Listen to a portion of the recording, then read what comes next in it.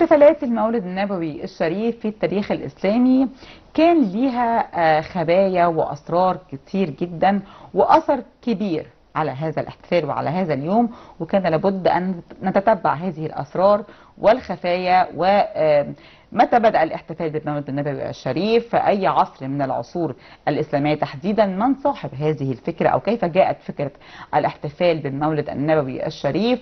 ده هيكون موضوع فقرتنا النهارده مع ضيفنا الأستاذ الدكتور مصطفى يونس الباحث في التاريخ. دكتور مصطفى أهلا بيك وكل سنة وحضرتك طيب. حضرتك طيبة والمشاهدين جميعا بخير وصحة وسعادة. خبايا وأسرار هذا الاحتفال في العصور الإسلامية، نقدر نقول إن هو بدأ من أنهي عصر تحديدا؟ هل من العصر الفاطمي، من العصر المماليك، أو ما قبل ذلك؟ يعني البداية كانت فين؟ بداية كل عام والمسلمين جميعا في شتى بقاع الأرض بخير وسلام وصحة وسعادة وأمن وأمان بهذه المناسبة وهذه الذكرى السعيدة. وشرف لي كباحث في التاريخ أن أتحدث عن هذه الذكرى السعيدة، وأن أتحدث عن احتفالات المصريين واحتفالات العالم العربي والإسلامي بهذه المناسبة الجميلة الجليلة العظيمة المحببة إلى قلب كل مسلم. بداية الاحتفالات عندنا هنا كمصريين معروفة في الحضارة المصرية القديمة. احنا شعب نحب نحتفل ونحب نتبسط في مواسمنا وفي أعيادنا. وكان للمصريين قبل الإسلام أعيادا يحتفلون بها حكى عنها التاريخ وحكت عنها المصادر. وعندما جاء الإسلام احتفل المسلمون بالعيدين، عيد الفطر وعيد الأضحى. ثم في القرون الأولى للإسلام لم يكن هناك من يحتفل بمولد النبي صلى الله عليه وسلم، وإنما كان المسلمون دائما على الصراط المستقيم زي ما بيقولوا، دائما ماشيين على هدي النبي صلى الله عليه وسلم وعلى ما جاء به من سنن وشرائع. ثم عندما جاء الفاطميون إلى مصر أرادوا أن يقربوا الشعب المصري إليهم. وكما يقول المؤرخ الكبير حافظ بدوي أنه درس الفاطميون المصريون جيدا وعرفوا تدينهم، وأرادوا أن يعني يتماشوا مع هذه ما في نفوس المصريين، فجاءوا بهذه الاحتفالات. المؤرخين المعاصرين للدولة الفاطمية بيقولوا إن الفاطميين كانوا بيحتفلوا بأكثر من 30 عيد و30 موسم. كان أهمها طبعا مولد النبي صلى الله عليه وسلم، ومولد الحسن والحسين، ومولد الإمام علي رضي الله عنه، ومولد السيدة فاطمة، ومولد الخليفة الحاضر، بالإضافة لبعض أعياد الأقباط وغيرها. وبالتالي أراد الفاطميون بهذا التقرب السياسي إلى الشعب المصري، وهم على مذهب غير المذهب السني الذي كان عليه المصريون. من هنا نستطيع التأكيد أن الاحتفالات بالأعياد والمواسم وخاصة مولد النبي صلى الله عليه وسلم جاءت مع الفاطميين على مستوى الشيعة، على المذهب الشيعي. أما في المذهب السني فقد بدأت أيضا معاصرة لهذا الحدث. فهناك زاهد عابد مفكر إسلامي كبير كان يسمى عمر الملا، كان مصادقا ومصاحبا وملازما للملك العادل نور الدين محمود ابن عماد الدين زنكي. كان في نفس الفترة، لكن المصريين كانوا الفاطميين كانوا في مصر، والملك العادل نور الدين كان في منطقة الشام والعراق. عمر الملا أيضا أول من نظم احتفالا بالمولد النبوي الشريف وهو سني.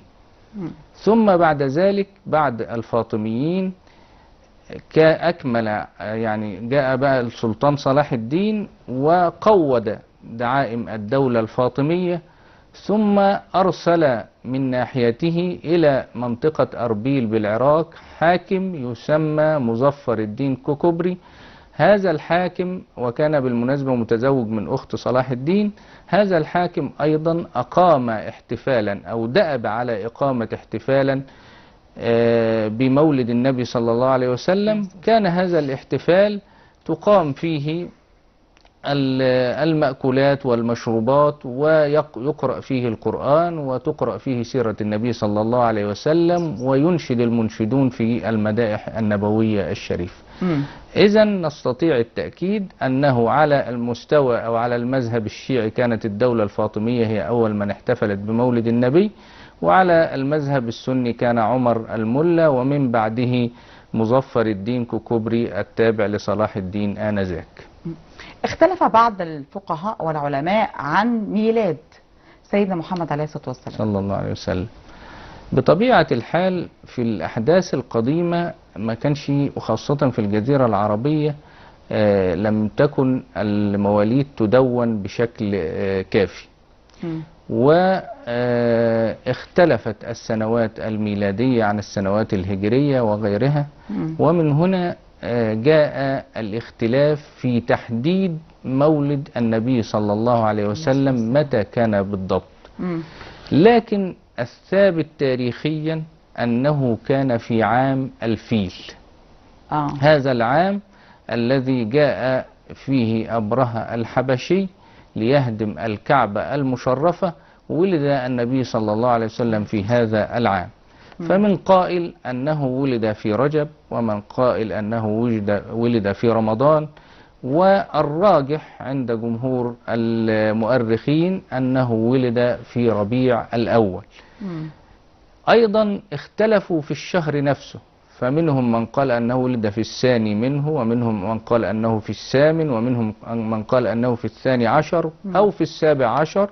ولا يزال الشيعة حتى اليوم يحتفلون في يوم السابع عشر من ربيع الأول من كل عام، إلا أنه الثابت أيضا عند جمهور المؤرخين أنه يوم الثاني عشر، أو المرجح أنه يوم الثاني عشر. أيضا هناك شيء آخر ثابت في هذا التاريخ، وهو أن النبي صلى الله عليه وسلم ولد يوم الاثنين. 20 إبريل ده ميلادي. 20 إبريل سنة 572 ميلادية اللي هو عام الفيل، أو 12 ربيع الأول، نقدر نقول بقى سنة 53 قبل الهجرة. لو احنا متأكدين من الميلادي هنرجع، والسنة هنرجع بقى هيبقى 53 قبل الهجرة للبحث بقى. كان بيوافق قد ايه يوم ايه هجري؟ ما هو عشان ما كانش فيه تاريخ هجري، لأن تاريخ الهجرة بدأ من هجرة النبي صلى الله عليه وسلم. فنقدر بقى على غرار التاريخ الميلادي ان احنا بنقول 1 ميلادية و1 قبل الميلاد و300 قبل الميلاد وهكذا. نقدر نقول لأن النبي صلى الله عليه وسلم هاجر من مكة إلى المدينة وعنده 53 سنة. فنقدر نقول أن النبي صلى الله عليه وسلم ولد في 12 ربيع الأول، أو في ربيع الأول سنة 53 قبل الهجرة. المماليك لما كانوا بيحتفلون، طبعا المماليك مش هم زي ما كان بيقال ويشاع ان هم أول من بدأوا فكرة الاحتفال بالمولد النبوي الشريف في العصر الإسلامي، لكن كان ليهم احتفال خاص، وأول من أعطوا أجازة للشعب في هذا اليوم، وأصبح اليوم ده أجازة رسمي في الدولة المصرية. كلام حضرتك سليم وأحييك عليه. هي الفكرة كلها إيه؟ إن الفاطميين بدأوا بهذه الاحتفالات، ثم جاء السلطان صلاح الدين، وكان عهد السلطان أو عهد الدولة الأيوبية اللي هو حوالي 100 سنة كان كله حروب ضد الصليبيين، لأن الحملات الصليبية كانت في أشدها. فأراد السلطان صلاح الدين أن يوقف هذه الاحتفالات الرسمية، لأننا لازم نفرق بين احتفال رسمي بتقيمه الدولة وبين احتفال شعبي بيقيمه أفراد. وبالتالي ما اللي وقفه السلطان صلاح الدين هو الاحتفال الرسمي. الاحتفال الرسمي هل اللي كان ليه شكل بيحتفل في مختلف القصور. الاحتفال الرسمي مثلا طبعا عكس الاحتفال الشعبي؟ طبعا الاحتفال الشعبي ده بيقيمه احد الافراد، احد الاسر او الميسوره، في المدينه او في المكان بشكل عام يعني. في مدينه او في قريه او الكلام ده كله، في احد الاسر الميسوره بيقيموا، هو ده دي صوره الاحتفال في بيقيموا وقت المماليك؟ وليمه. ده شكل من اشكال الاحتفال. تمام. مم. ده الاحتفال بالمولد النبوي الشريف في عهد المماليك. تمام. اه ما انا اقول لحضرتك ده كان احتفال قوي الاشكال جدا. كانت ماشيه. طبعا مم. الحدث عظيم والحدث جلل، وهناك دواعي سياسيه وهناك دواعي اقتصاديه ودواعي ثقافيه. الحدث كان لازم يكون ليه الجلاله والعظمه والفخامه دي. مم. فالاحتفال الرسمي كان يقام في قصر الخليفه، مم. او وله اكتر من شكل. الشكل الاول ان يتحرك الخليفه من قصره ومعه الأمراء والوزراء والأعيان في أحد الشوارع المرسومة، يعني مرسوم خط السير ليه، وفي هذه المنطقة التي يسير فيها بيلتف على جانبي الطريق الفقراء والمساكين والعساكر والجند، وبيغدق عليهم الكثير من المال والحلوى وغيرها، ثم يتبادلون التهاني ويعود إلى قصره مرة أخرى. في شكل تاني من أشكال الاحتفالات الرسمية أن قاضي القضاة يتحرك من مكانه أو من بيته باتجاه الجامع الأزهر، ثم في هذا التجوال أيضا توزع الحلوى وتغدق الأموال والدنانير وبعض المأكولات والمشروبات وغيرها، ثم يصل إلى الجامع الأزهر ومنه إلى قصر الخليفة ليسلم على الخليفة ويهنئه بهذا المولد الشريف، ثم يجلسون في قصر الخليفة لقراءة القرآن. الإمام المراغي والملك فاروق. ده الحديث بقى، ده هنجيله بقى، ده الحديث هنجيله فيما بعد. احنا لسه بعيد شوية. احنا لسه بعيد شوية. عندما جاء السلطان صلاح الدين بقى أبطل هذه المراسم. ليه بقى؟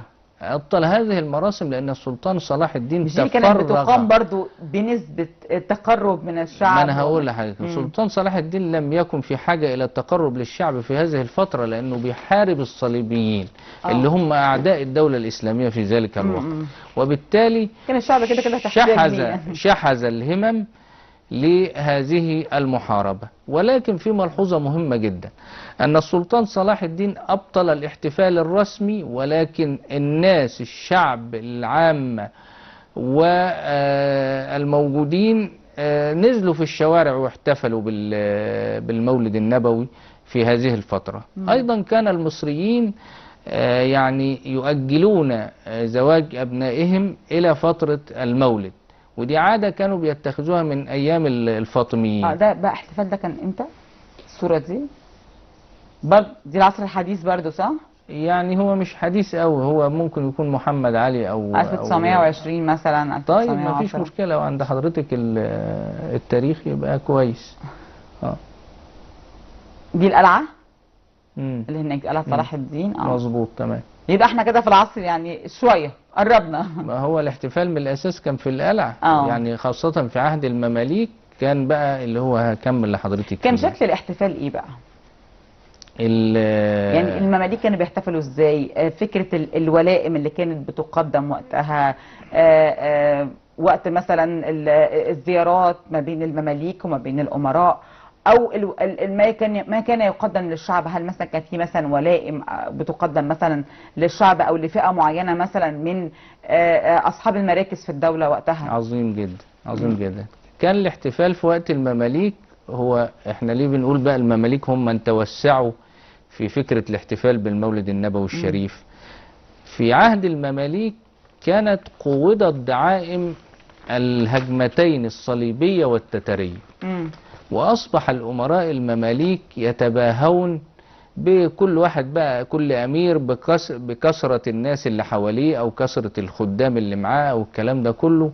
فأصبحت مظاهر الاحتفال في عهد المماليك أقوى منها في عهد الفاطميين وفي عهد الأيوبيين.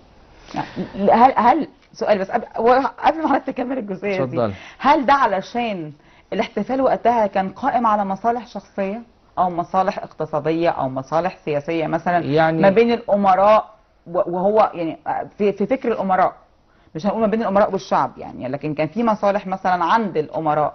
تقدري تقولي ان كل الكولكشن ده مع بعض، كله كان كله مع بعض، مصالح اهداف سياسيه، سياسيه واهداف اقتصاديه وكذا لكن حاجه. ما كانش احتفال من اجل الاحتفال، لكن هو كان استغلال المناسبه، هذه المناسبه او الاحتفال بهذه المناسبه لاغراض شخصيه، عشان كده اختلف ما بين الفاطميين يعني وما مش بين في المماليك. كل الاوقات، ما المماليك أكيد مش برضو كل كانوا المماليك. بشر، فيهم ناس حكام زاهدين وفيهم حكام بيعملوا مصالح شخصيه، بس كل اللي حضرتك قلتيه كان مع بعضه من ضمن العوامل، من ضمن عوامل الاحتفال واهداف الاحتفال بالمولد النبوي الشريف.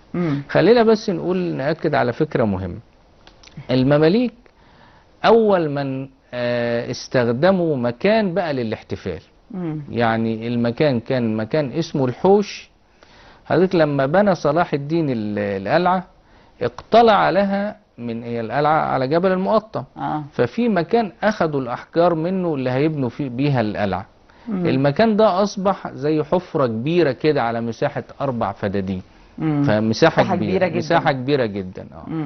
سلطان محمد بن قلاوون احد السلاطين المماليك ومن السلاطين الاقوياء، جاء بالامراء المماليك وقال لهم كل واحد فيكم هيقدم 100 فرد من الخدم بتوعه او من الفرسان بتوعه عشان الحوش ده نردمه، وده هيكون ليه غرض معين. الغرض ده هو ايه؟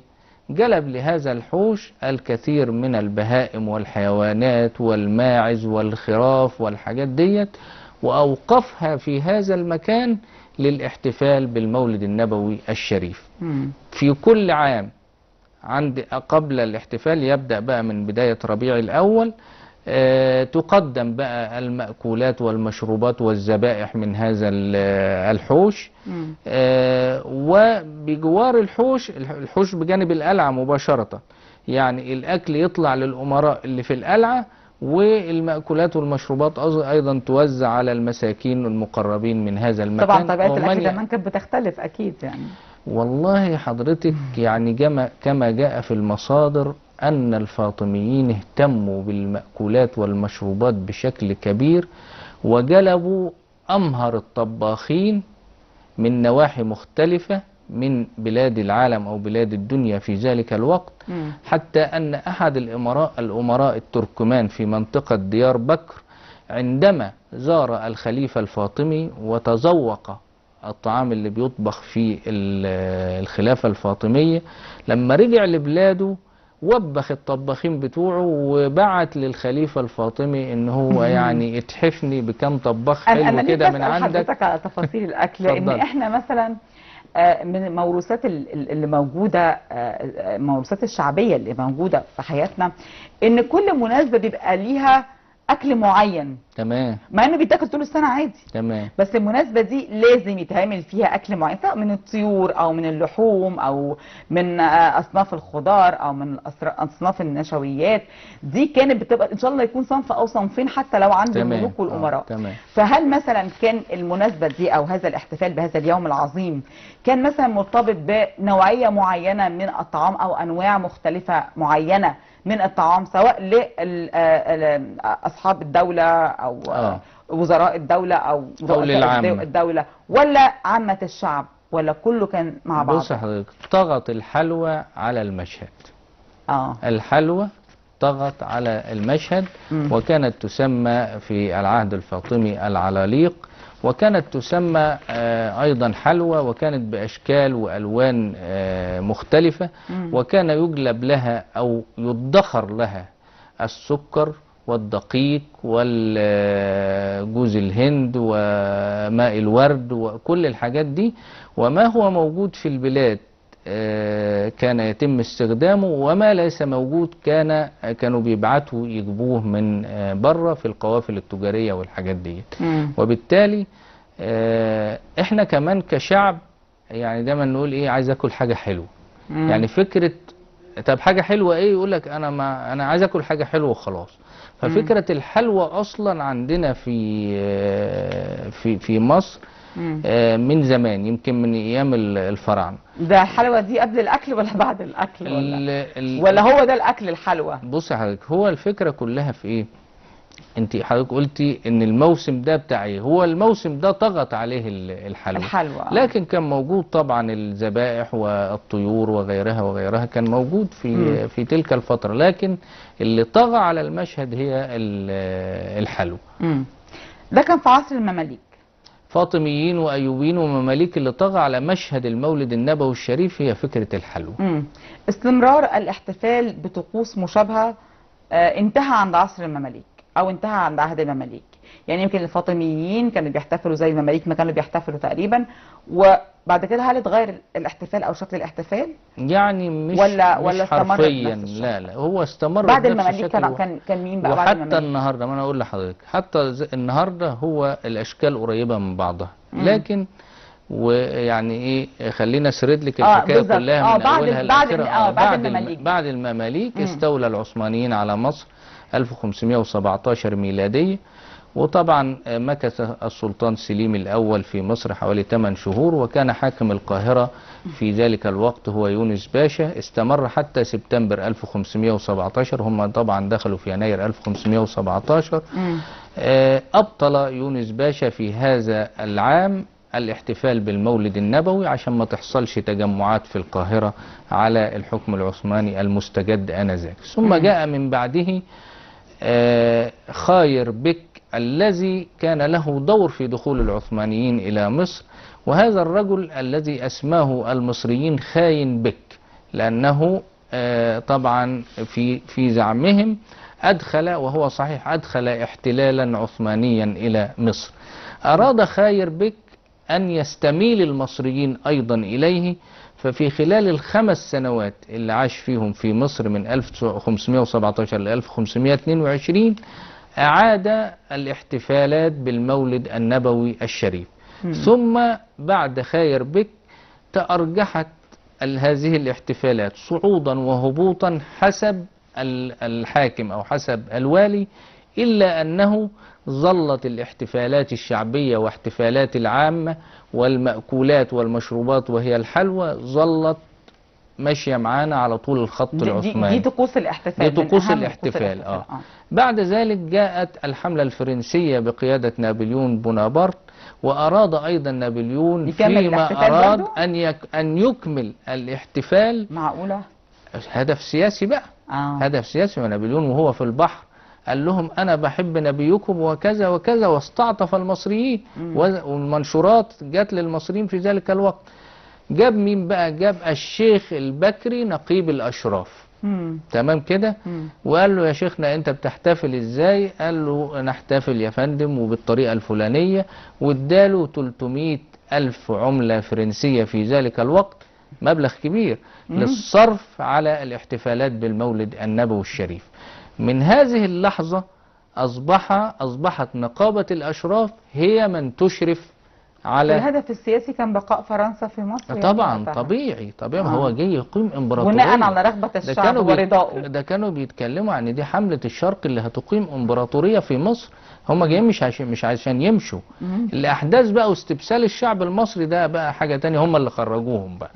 والحملة العثمانية اللي جت أو التركية اللي جاء معاها محمد علي. من اللحظة دي أصبحت نقابة الأشراف هي المشرفة على الاحتفالات بالمولد النبوي والاحتفالات بالأعياد الدينية. ثم جاء محمد علي وعمل تكة بسيطة كده، برضو أصبحت نقابة الأشراف هي من تشرف على هذه الاحتفالات. لكن بدأت بقى يبقى في حاجة اللي احنا بنسميها النهاردة الفراشة أو الصواوين. أصبح هناك بقى في كل مكان في القاهرة وفي الأقاليم فراشة بتقام بشكل رسمي تابعة للدولة، بيجي فيها المنشدين. ده تعبيرا عن ان المكان ده مخصص للاحتفال. الله ينور على حضرتك. تمام كده. حضرتك بتتكلمي في اشكال الاحتفال او مظاهره. تمام كده. ظل الامر كذلك الى ان جاء السلطان فؤاد او الملك فؤاد. كان سلطان في الاول لغايه سنة 24 واصبح الملك فؤاد عندما اصبحت مصر مملكة. أسندت مهمة الاحتفال بالمولد النبوي الشريف لوزارة الأوقاف التي كانت أنشئت في ذلك الوقت. تمام كده. ظلت في عصر الملكية وزارة الأوقاف هي من تشرف رسميا. كل ده بنتكلم في الشكل الرسمي في الاحتفالات الرسمية. أما الاحتفالات الشعبية شغالة معانا على طول الخط.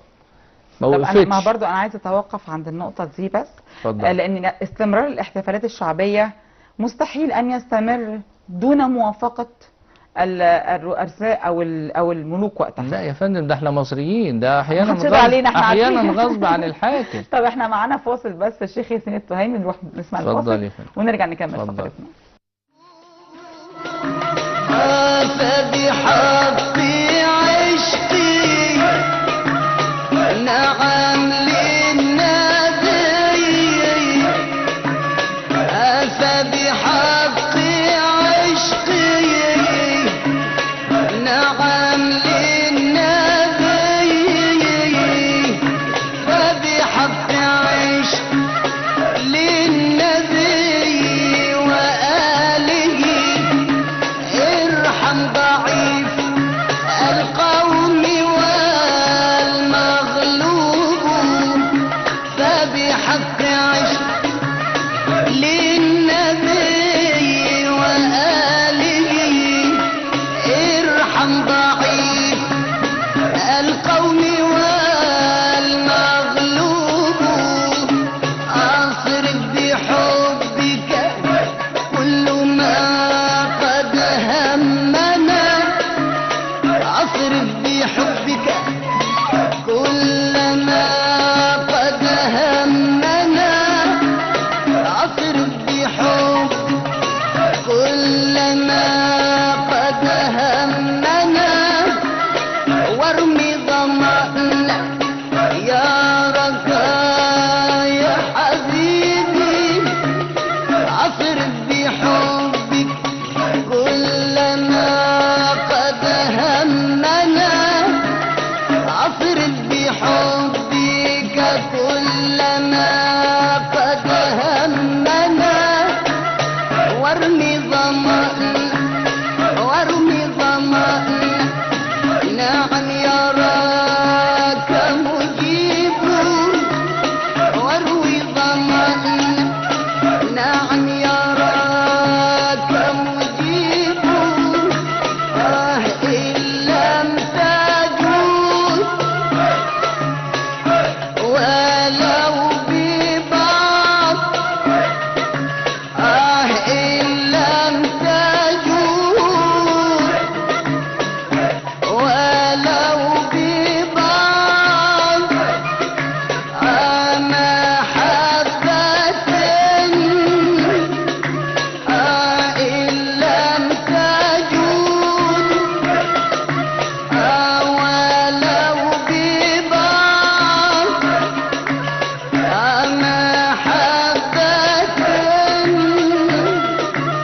محبة إن لم تجود ولو ببعض، محبة إن كان عمرنا فيه بعض بقية، إن كان عمرنا فيه بعض بقية، فاجعلها في طهر وليس عيوب، إن كان عمرنا فيه بعض بقية، فاجعلها في اللهم صل وسلم وبارك الله على عليه سيدنا محمد. يعني حتى الأناشيد اللي بتتقال من الشيوخ يعني والصوفيين من الأناشيد الجميلة اللي بنحب نسمعها على النبي عليه الصلاة والسلام. صلى الله عليه وسلم. نكمل بقى سرد الحدوثة. نكمل يا فندم. اللي حصل ان في اوقات ما بتتوقف الاحتفالات الرسمية احنا توقفنا لحد الملك فؤاد لأسباب سياسية. بيظل الموروث الشعبي والثقافي يحتفل بشكل أو بآخر.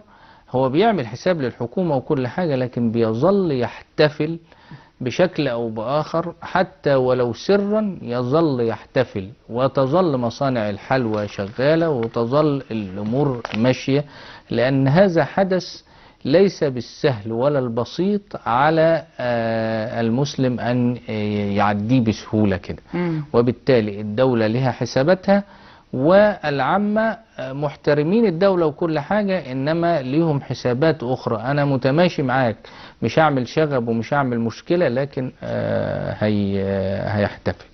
فوصلنا إلى ما بعد في عهد المملكة المصرية، أصبحت وزارة الأوقاف هي من تنظم الاحتفالات بالمولد النبوي في كل عام.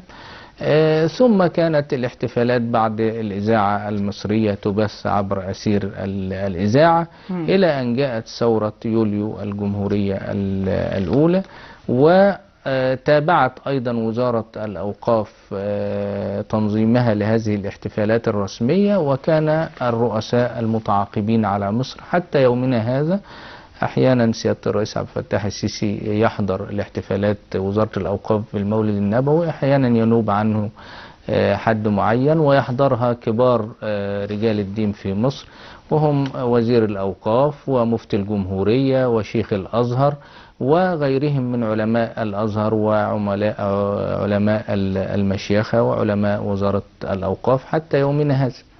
اختلف الاحتفال أو استمرار الاحتفال حين أشرفت وزارة الأوقاف على هذا الاحتفال أو الاحتفالات الدينية الرسمية بشكل عام؟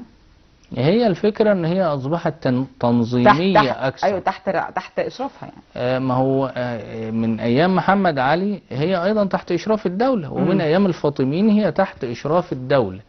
لكن الجهة اللي بتشرف عليها اختلفت من وقت للتاني. قلنا ان الفاطميين كان عندهم شكلين، اما ان الخليفة نفسه بيخرج في الموكب بتاعه، أو قاضي القضاء بيخرج بموكب يصل به إلى قصر الخليفة. في عهد السلاطين المماليك أيضا كان السلطان يتبارى، أو السلاطين يتبارى. نهج البردة بتاع أحمد شوقي هنجيله.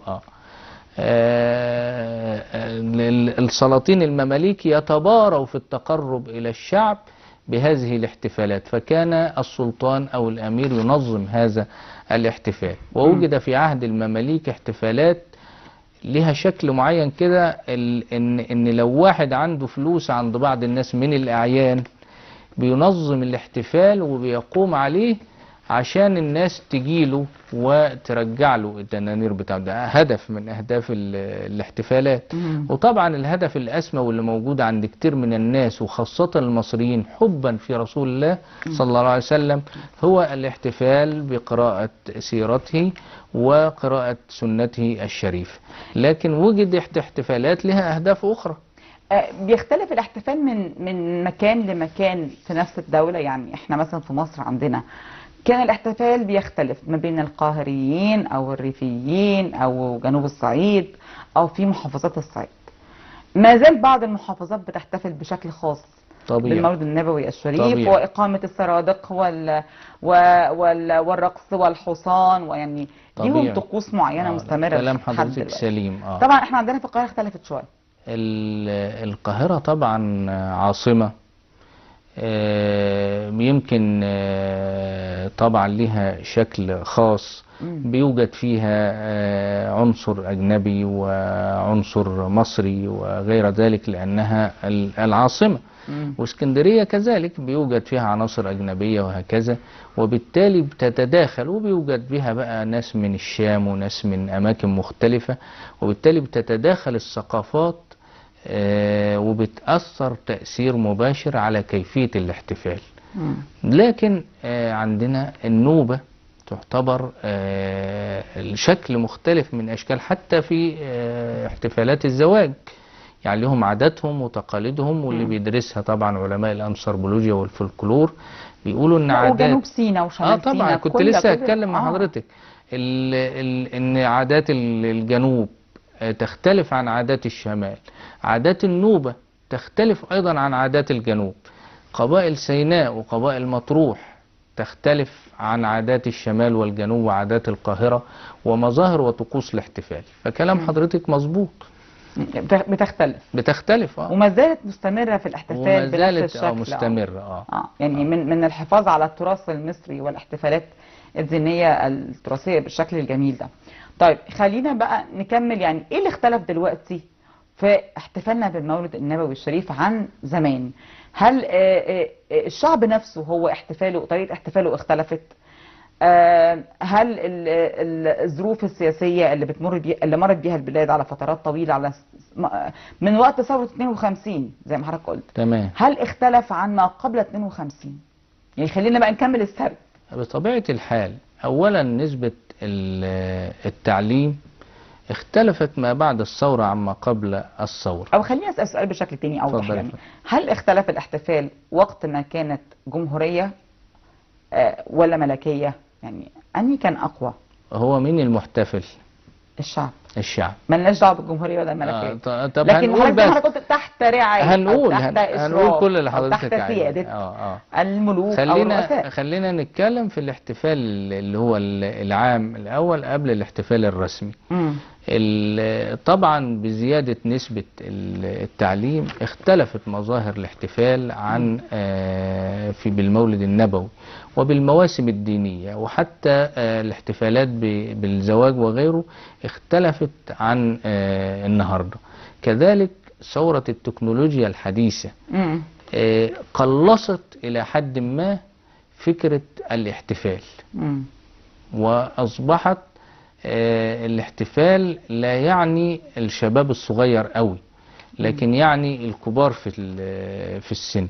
وما يعني الشباب الصغير ان الوالد او الوالدة جابوا الحلوى، فدي حلوى المولد النبوي الشريف. يعني اتمنى ان تساهم الدولة في اعادة مثل هذه الطقوس عشان نقدر يعني نعرف الطفل الصغير أهمية هذا الحدث بقراءة سيرة النبي صلى الله عليه وسلم. ده اللي كنت بتكلم فيه على فكرة من أول الفقرة. طب خلينا نطلع فاصل ونرجع نكمل الفقرة. اتفضلي. عليه للنبوة خاتم الله من الله من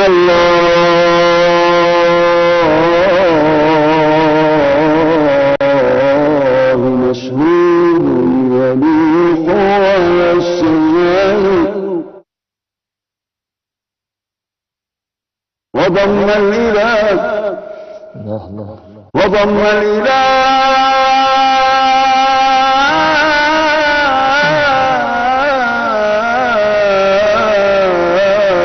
اسم النبي إلى اسمه إذا قال في الخامس المؤذن أشهد، وشق له من اسمه ليجله فذو العرش محمود وهذا محمد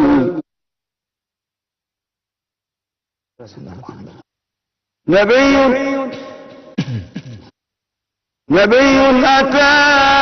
أتانا بعد يأس وفترة من الرسل والأوثان في الأرض تعبد،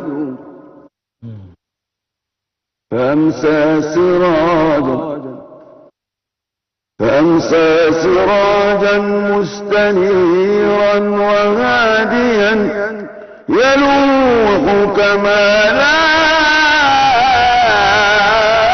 الصقيل المهند،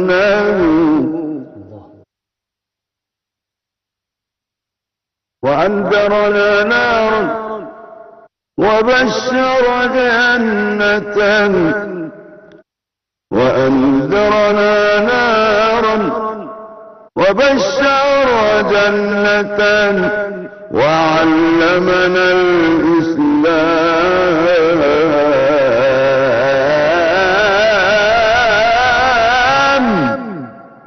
فالله نحمد.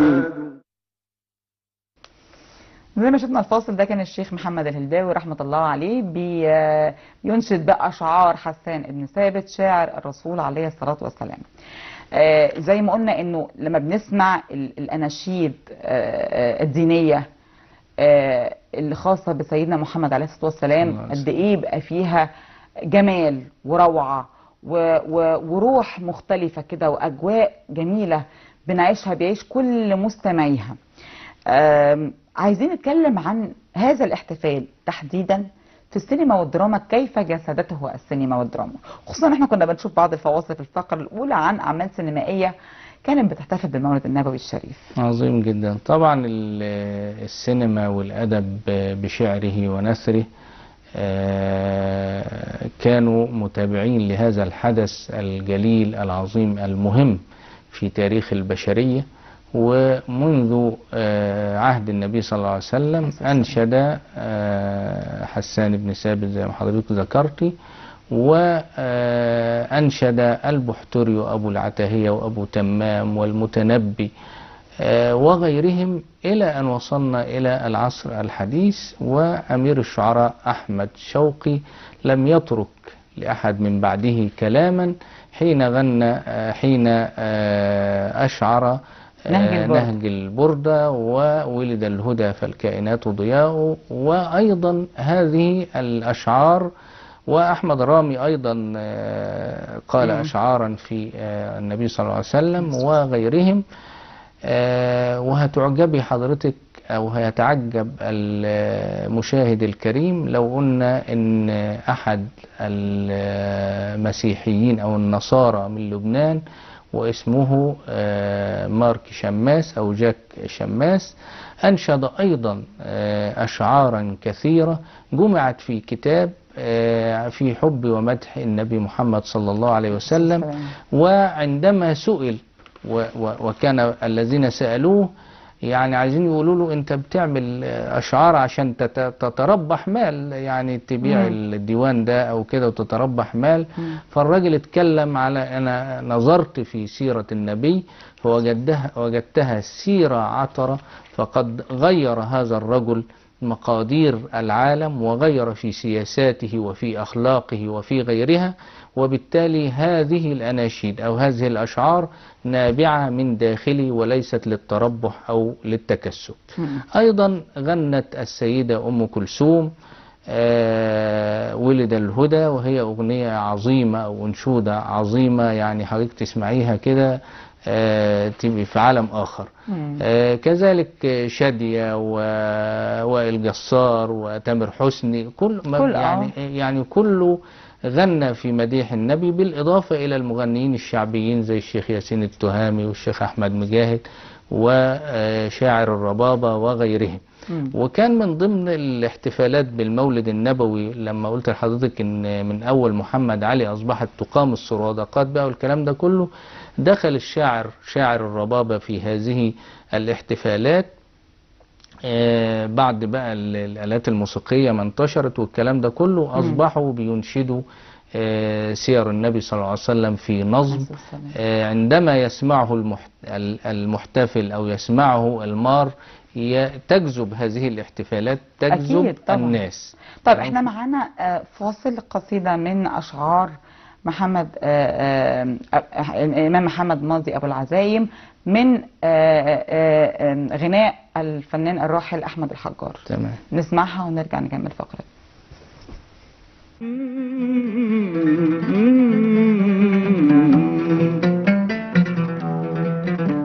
على قدري أصوغ لك المديحة ومدحك صاغه ربي صريحا.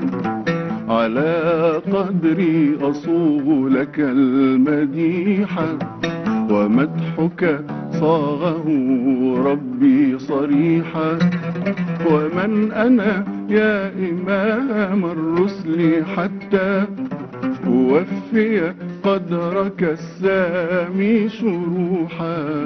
على قدري أصوغ لك المديحة ومدحك صاغه ربي صريحا. ومن أنا يا إمام الرسل حتى أوفي قدرك السامي شروحا، ولكني أحبك ملء قلبي، فأسعد بالوصال فتى جريحا.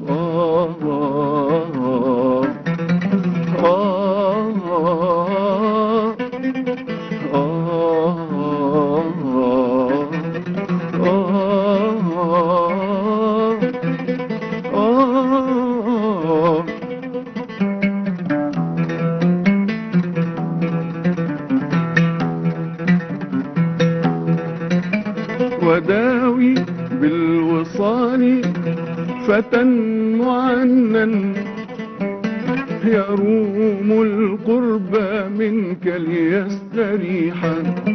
وداوي بالوصال فتى معنن، يروم القرب منك ليستريحا. فموسى رد بعد سؤال ربي، وأنت رأيته كشفا صحيحا. فموسى رد بعد سؤال ربي، وأنت رأيته كشفا صحيحا. وداوي بالوصال فتى معنن، يروم القرب منك ليستريحا. فموسى رد بعد سؤال ربي، وأنت رأيته كشفا صحيحا. فموسى رد بعد سؤال ربي، وأنت رأيته كشفا صحيحا. ألم نشرح ورب اشرح بيان لقدرك سيد قدري. رجعنا مشاهدينا مرة تانية. دكتور مصطفى، أخيرا، هل في دول تانية بتحتفل بالمولد النبوي الشريف زي مصر؟ ده سؤال عظيم كنت متوقعه من الأول. لا، أحب أختم أنا وكنا عايزين نتكلم فيه كتير، بس بقى عشان وقت البرنامج ما يسمحش. مصر لها خصوصيتها في الاحتفالات. مصر أكبر دولة فيها أحبة لآل البيت وأحبة للنبي صلى الله عليه وسلم. مصر من أيام الفراعنة مزجت هذه الاحتفالات، يعني مزجت الاحتفالات بالمولد النبي صلى الله عليه وسلم بعد الإسلام بالتراث المصري القديم. فيقال أن عروسة المولد وحصان المولد جايين أصلا من عهد الفراعنة. طبعا العروسة من بدري قوي كان الفلاح المصري القديم بيحشو لطفله أو لطفلته عروسة من القماش وبيديها لها عشان تسكت، يعني ما تعيطش كتير، ما تصرخش كتير في المنزل، كنوع من حاجة تهديها يعني. ثم لم تعرف مصر الحصان إلا بعد غزو الهكسوس له. فبعد غزو الهكسوس عرفت مصر الحصان، وبدأوا يتحدثون بقى عن الفارس اللي راكب الحصان وهكذا، إلى أن وبدأوا برضو يعمل حصان لابنه الصغير كده ويهديه بيه عشان يسكته أو يهدهدوا بيه. وظل هذا إلى أن أصبحت بقى حصان المولد وعروسة المولد. لكن في دول تانية تحتفل، هقول لحضرتك. وحاليا مثلا على سبيل المثال احنا عندنا الوطن العربي 22 دولة، والعالم الإسلامي ما شاء الله دول كتيرة. ال 22 دولة في الوطن العربي فيهم 13 دولة بس اللي بتدي أجازة للمولد النبوي الشريف وبتحتفل بيه بأشكال مختلفة ليست كمصر. مصر هي الأساس في هذه الاحتفالات. مثلا السعودية ما بتديش أجازة في المولد النبوي الشريف، ولا عندها مظاهر الاحتفال اللي احنا بنحتفل بيها. قطر كذلك، ودول أخرى لا تحتفل بها بالمولد النبوي الشريف. مصر لها خصوصيتها في كل شيء. مصر علمت العالم. ده ما نقدر نختم بيه يعني. دكتور مصطفى يونس الباحث في التاريخ، كل سنة وحضرتك طيب. حضرتك طيب. بشكرك جدا على وجودك معنا النهارده. مشاهدينا، خلصت حلقتنا النهارده من تراثنا، واسمحوا لي قبل ما اختم الحلقه بننعي زميلنا معد برنامج تراثنا احمد راضي في وفاه والدته، يتغمدها الله برحمته والبقاء لله. وبشكر فريق العمل اللي معانا، بنشكر زميلتنا ريهام رجب اللي قامت باعداد الحلقه النهارده، بشكر المخرج علاء منصور. كان معكم مروه عبد العليم، وانتظرونا الاسبوع القادم وحلقه جديده من تراثنا. قمرون قمرون قمر سيدنا النبي قمرون وجميل وجميل وجميل سيدنا النبي وجميل